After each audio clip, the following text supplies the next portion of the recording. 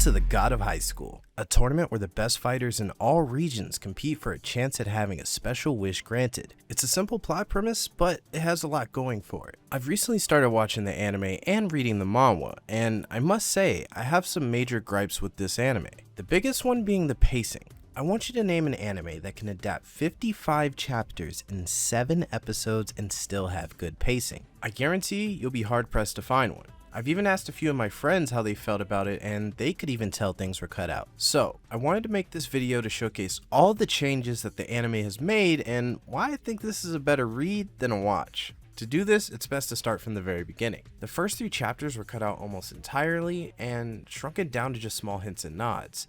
Let me explain. In chapter 1, we get introduced to Mori Jin. He's the type who's super confident about his skills, and at this point he's never lost a match. That is until Judge R invites him to the tournament and gets completely ignored by him. Out of frustration, he throws his fist, demonstrating just how powerful he actually is. It's not until then that Mori takes interest in the God of High School tournament. I feel this scene is very important because it shows just how powerful someone can be in this world, and that it isn't just going to be some super grounded and realistic type of story. Something the anime doesn't really do, and I'll elaborate more on that later. Chapter 2 is technically not cut from the anime, they just moved the scenes to a later point in the story, which worked out pretty well in its favors, so I'll give the anime some points for that one. There's not really much to go over here, it's just mainly some character development for Daewoo's relationship with his friend who's terminally ill. But chapter 3 on the other hand is almost completely cut. The whole chapter is our introduction to Mira. We get to see her at school struggling with her crush, and you find out her main attraction to boys is their strength, which later makes a lot more sense when you find out more about her backstory in the later chapters. Also, the anime has yet to cover her crazy Sakura spirit thing that she does when she gets serious.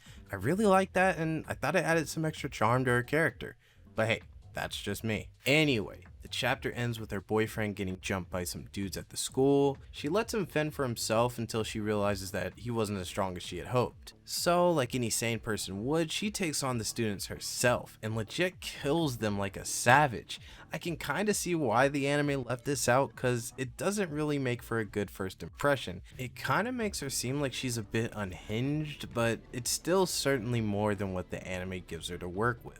Okay, so now let's examine the anime's first episode. We start immediately at chapter 4 on the first day of the tournament. Our main cast meets each other for the first time following the bike chase with small references to the things I just told you about. Mori talks about rematching Judge R, Daewoo mentions his need for a second job, and Mira gawks at the bodybuilders. These are all subtle ways of referencing the setups from the manhwa, and for the most part it works, but that's just for episode 1. Later on, the changes become a bit more worrisome. If you've read it, you know that the story has 2 main scenarios going on at the same time. You have the trio going through the tournament brackets, and the judges dealing with knocks. The problem is that the anime isn't slowing down to stop and really explain why things are happening here. You see, the anime is trying to get you to this, and quite frankly, you aren't really ready for this. Don't get me wrong, I love hype action set pieces, but only if there's great build up to them. The problems are quickly becoming more apparent when you look at the later episodes. In episode 3, we see someone use a borrowed power for the first time, and on top of that, Mira uses her hand as a sword as well, which kinda came across as out there and shocking as a viewer. The show has only shown you martial arts action, so you're expecting it to be only that. I feel like the manhwa eases you into the crazy stuff more and does a much better job of explaining the things the characters are doing. They go into the more nitty gritty about the fighting styles and how moves are executed, which does help considering that some of the styles used are completely made up for the story. And then you have the scenes that are completely changed in the anime. In episode 3, when Mori eats the fruit, he gets it from Mujin Park to help test his strength. Whereas in the manhwa, Mori just eats the fruit because he was hungry. Also, Nabong, the old man that you've seen in the last 2 episodes, actually appeared here and tried to kill Mori. He only trains him because it's their only option to defend themselves against knocks. You know, the antagonist group, people in cloaks who haven't had a proper introduction yet? Yeah, those guys. One of the most disappointing things I saw in the latest episode was the way Saturn and Axley were introduced.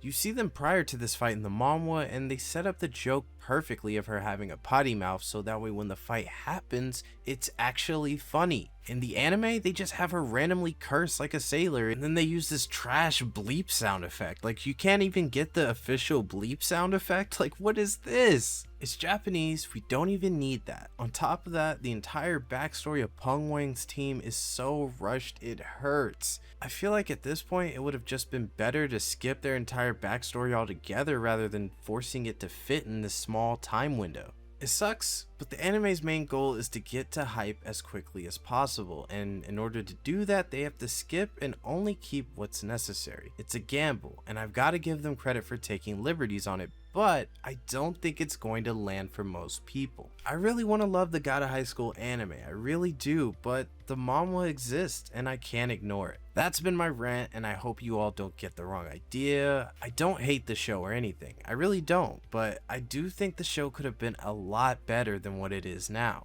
If you enjoyed this video on the God of High School and you want to see a more in-depth video going about my thoughts on the manhwa and what I like and didn't like, then leave a comment down below. Likes are always appreciated, and subscribe for more anime content. I'll see you guys next time.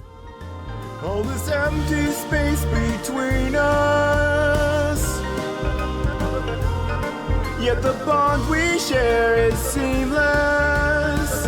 Enjoy it while it lasts, let's have our laughs with the time we have.